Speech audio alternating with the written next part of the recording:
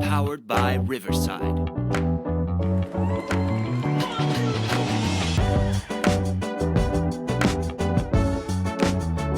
Hey everybody, welcome to Blue Jay Banner, episode number 2 today. I know you're saying, do one of your Draco ones this morning. We did. We're pumping out another one. I had a couple people reach out to me and ask some questions, and it got me to thinking about a couple years ago. I did one of these kind of tutorials, and I thought it would be very helpful. And yes, we are powered by Riverside. We're also powered by our wonderful sponsors, Infusion Brewing Company, Vino Moss, great place to have wine, and RTI Threads, great place to buy Creighton gear along with other team apparel, getting you set for the NCAA tournament. So we are going to do, I'm going to do, this is going to be, we're going to have multiple shows throughout the week. So it's kind of what we're going to do here. But right now we're just going to kind of go through a bracket and kind of some best practices when you're filling out your bracket. I know everybody's like just going to start to look at them tonight probably and say, hey, what, I do well, but I don't do great. Where can I do a little better? And we're going to try and show that to you right now. All right. So, I'm sorry, something happened there. There we go. All right. So the first thing you have to do, and this is a very overlooked thing, is make sure you know how the scoring works for your bracket, because there are different methods. The method I think is the fairest and to me is the simplest is you just give in the round of 32. You can see it up here right above Duke, round of 32. In those games, you win 1 point if you get that right. You win 2 points for Sweet 16, 3, 4, and on. So the final gets 6. Sometimes people up that final game, so the winner, whoever picks a winner, maybe gets 10 points, which kind of keeps everybody in it. Maybe you messed up the rest of your bracket, but you still got the team that's going to win the whole title. That's a good one. There's also the one where they start out with 2 points in the first round, then go to 4. They keep doubling it, 8, 16, 32. If that's the scoring system they're using, it is imperative that you don't go very crazy on any kind of upsets, especially when you get into Elite 8, Final 4. You've got to have the best teams there eligible to pick up those big points, because you can lose round 1 all you want. Doesn't matter. If you've got the Final 4 right, you're going to kill. Okay. So that's a little more, you can pretty much forget the rest of the bracket and just focus on like the Final 4 and Elite 8 and really go heavy chalk there. Where that's why I like the other system better, because it does reward people who pick those first round games.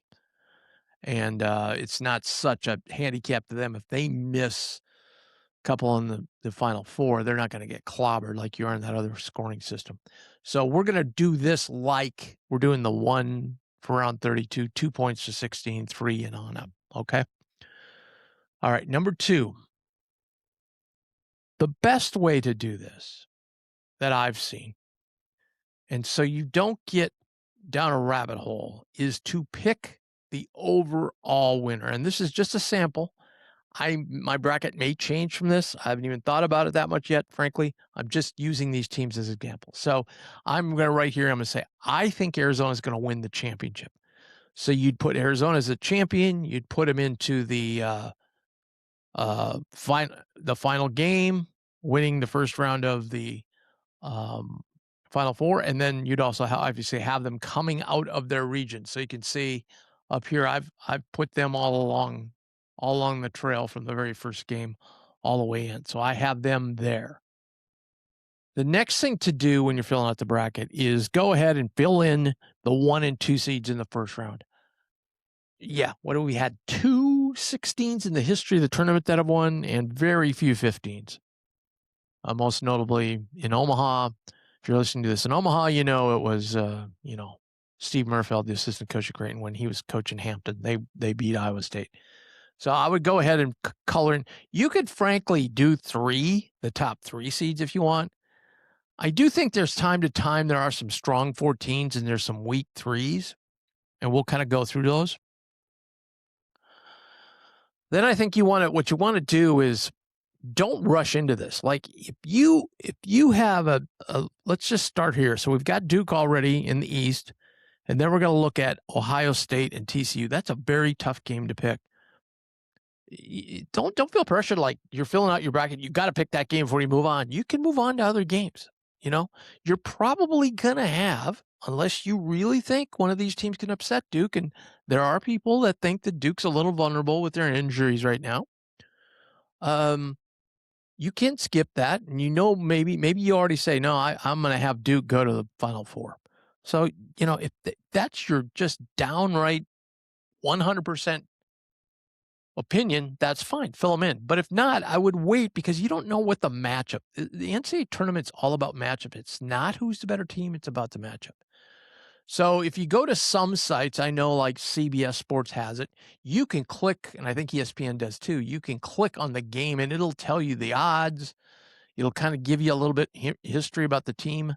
And I'm going under the assumption that, maybe you watch college basketball, maybe you watch Nebraska, or you watch Creighton, but you don't watch games all the time. Okay, that's fine. So it'll give you some information. It'll also tell you, a lot of them will tell you what the national perception is. And that's why we're doing the brackets every day on here. You can kind of see different people and how they're approaching this and who they kind of see as upsets and where to go for those. So I think this is close. I particularly like this Ohio State team. I'm just going to punch them in there. Then you go down to 4 and 5s. Now, 5, when we get into the 4s, not so much. And this is Cal Baptist's first ever time in. I mean, I think Kansas is probably a team that's maybe ripe for an upset, but this is Cal Baptist's first ever appearance. They're just okay, I'll tell you. So I would definitely go Kansas there. But when you get into these 5-12s, that's where the danger comes in. And here's the big part of the danger. This is a perfect example, St. John's and UNI. You can look at this 2 different ways. Most perception is, after St. John's just won the Big East title and just absolutely butt stomped UConn, well, they're really good. They're going to win this game. They're going to beat Kansas. I got them moving on. Playing Duke, I might even have them win that game, okay? This is where you got to slow the roll because I've seen it time and time and time again. That 5 seed that looks so strong gets upset because they too are hearing the noise. They too think, oh, boy, it sure is going to be great playing Kansas. Well, you haven't got there yet, and you're playing a very, very, very, very, as we know in this area, very experienced coach in Ben Jacobson, and a really good UNI team that had some injuries early on, and that's why they were like a 6 seed in their conference. They had some injuries, but they got those guys back, and they are clicking. Now, I think the overall athleticism and talent of St. John's and the fact that they haven't seen Missouri Valley teams guard them like they're going to be guarded with St. John's. And they don't, the closest thing, Zuby Ejiofor is so tough inside for St. John's. And you could say, well, they played against Murray State and Fred King, who's a big guy, and he certainly is and was one of the better players in the conference this year. But Zuby is so much more athletic. Zuby can step out and hit threes. He's just, yeah. So in this particular case, I would stick with St. John's. But again, I'm not doing this to give you advice on who to pick. I'm mainly doing this just as like when you go through your bracket. All right, this is the biggie, 6-11. 6-11, 11s win. I think the at one time, the 11s and 6s were 50-50. I think it's slightly better for the 6s, but this is where it's basically a 50-50. I always go down my bracket and go, all right, my 5-12s, who have I not picked in a 5-12? And I'll kind of look at those games and go, who do I think could be, in real danger here. And a lot of times you just go, no, that team's not going to lose. Like Vanderbilt, if you watch them play Saturday, you'll be like, oh, they're not going to lose. But I've seen them play other times where I think, maybe they could lose to McNeese State because McNeese State is very good. The one everybody's talking about is this High Point, Wisconsin game. High Point has some real players. Coach Huss, of course, coach at Creighton, coached them last year, and he told me, he goes, that team's a team to watch. So that may be an upset special. The only thing that I'm fearful on that game is Wisconsin probably has the best guard tandem in the country, and guards usually win these games. But here's one definitely with the injuries that they've had, Texas Tech and Akron. Everybody talked about Miami going undefeated in that conference, and now Akron actually won the conference tournament, so they got in that way. They only played once. Miami beat them, but frankly, Akron could be as good of them, if not a better team than they are. So, that might be a real possibility. I want to go on to now. Rarely, I think for a while there, we were getting one number one seed knocked out every year. If to me, if there was one you wanted to maybe take a stab at this year, might be Duke, because they're going to play either TCU or Ohio State, power conference teams who are not scared about going up against Duke. Okay. The other side, I just don't see the 8-9s being that strong. You've got St. Louis and Georgia. Yeah, I don't like either that matchup for them against Michigan. Certainly not the Arizona State. Arizona won, and we've already talked about how we think Arizona's going to go all the way. So we're not going to screw with that side of the bracket. We're going to have them win. So, and you can also look at the 2 seeds kind of that way. There, it's much more dangerous. You're going to have Miami or Missouri against Purdue. That's a dangerous game for Purdue. Iowa State, I just think they're so good. I just think they're so good defensively that they're probably going to move on to Sweet 16. I'd pencil them into Sweet 16, as I would Houston and as I would UConn. I think UConn has reset the season, and I think they're going to be they do play better, as Danny Hurley said, they do play better against non-conference teams. And you can look at their history and find that. I think UConn's going to go a long ways. So no matter who you pick, that's the thing. The other thing to look at too is don't be scared by these. I don't know of any bracket in the world that makes you pick the 16 playing games or the last team in playing games. Okay. But don't be scared of those games. Don't be scared of, well, I don't know if Texas is going to win, but if they win that game, I think they can beat BYU. Go ahead, put them in there, because in most pools, you will get, when you click this, it will put both of those teams into that section. So you will get both teams. So if you think either team can be BYU, go ahead and put one of them into that bracket on your side. Same way down here with the Miami and SMU. I wouldn't go too far with Miami. I don't know. They're pretty untested against major college opponents. SMU, very athletic, but man, really up and down too. I don't, of the teams, I would be scared to do that against Tennessee, a veteran club who's been in many, many NCAA tournaments with a veteran coach. Also, if you're going to pick some upsets, and look, there are a lot in here. We talked about the 5s. There's some the 12 over 5. There's some 14 over 3s that you might look at. Some people have talked about Hofstra knocking off Alabama. Some people have definitely talked about Wright State and Virginia, because Virginia's not imposing. I don't think Penn's going to have anything with Illinois. Illinois is just going to be dominant in that game. North Dakota State could surprise Michigan State if they don't bring their best game. So, because they kind of played down after. So don't be scared. But if you do pick an upset, okay, so let's just say we pick North Dakota State, okay? You don't want to wreck your bracket by saying, oh, well, they play Louisville. I think they can beat, or maybe you had an upset here. Maybe you had an upset of South Florida. So let's put South Florida in here. And then you're like, oh, well, who's going to, well, I think you can upset them again. You're playing with fire when you're doing that. Now you're, if any one of the favorites win, you're pretty much cooked.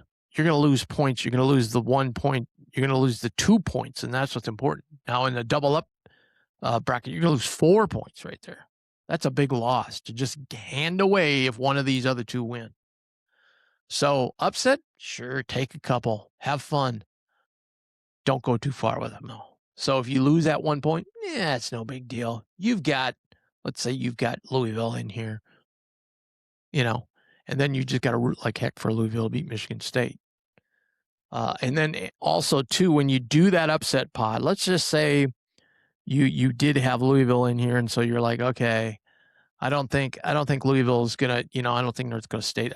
I think they can win, but I'd be in real danger if I don't have a stronger team in the Sweet 16 there.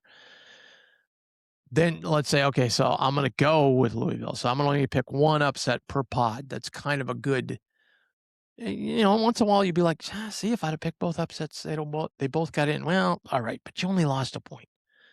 But at this point, when you have Louisville in here, and then you go down here to this part of the bracket with UConn and UCLA, let's just say it goes chalk and UCLA wins. Now you got UConn, UCLA. Whoever you have coming out of here, and let's just say it's UConn, you want to make sure you don't advance that 6 seed too far down the road. Like, there are certain 6 seeds that can win an NCAA tournament, and actually the stats show that in the Sweet 16, if you do have any 16s and they do go far, you may have maybe you had somebody upset here like Central Florida, and maybe you had them get in to where UConn is, then you would have Louisville. The 6 does better than you would think when it comes to Sweet 16 going into the Elite 8 games. So that's something to watch out for too. Back to that very first game we talked about, Ohio State, TCU. These are 50-50 opportunities. The 9 actually wins more than the 8. I always try and have at least 1-3, 2-2, 3-1, somewhere along in there. I don't go heavy on one seed or the other. The other thing is look hard at these games to see which team you think can dominate.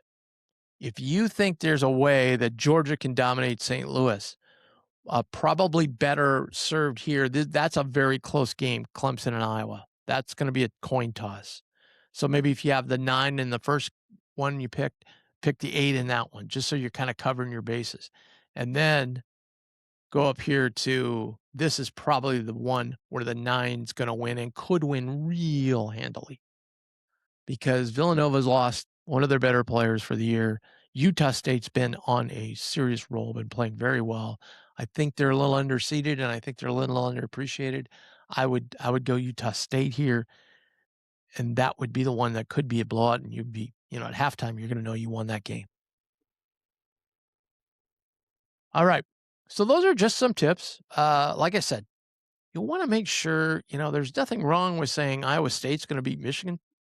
Nothing wrong with that. Or even in Alabama going, they're very, very capable from one of the 3 best conferences in the country, Big 12, SEC, and SEC. So make sure you kind of look at that. What conference these teams come from? How strong a teams do they play? Do they have a decent bench? Because you're going to need a little bit of a bench. Are they good? And the other thing is good free throw shooters. That's probably important as well. Some teams just have a history, especially with a coach. And I'm looking at you, Purdue. They have a history of going out early. So there might be a shot to take that Missouri over Purdue. And then you've got a Gonzaga team that everybody's kind of like doesn't know what's going to happen to them. Then you can move them ahead and get them over in here. There's that way you can kind of say, well, I do have a 3. I have it spread out somewhat. Very seldom does it go all 1s.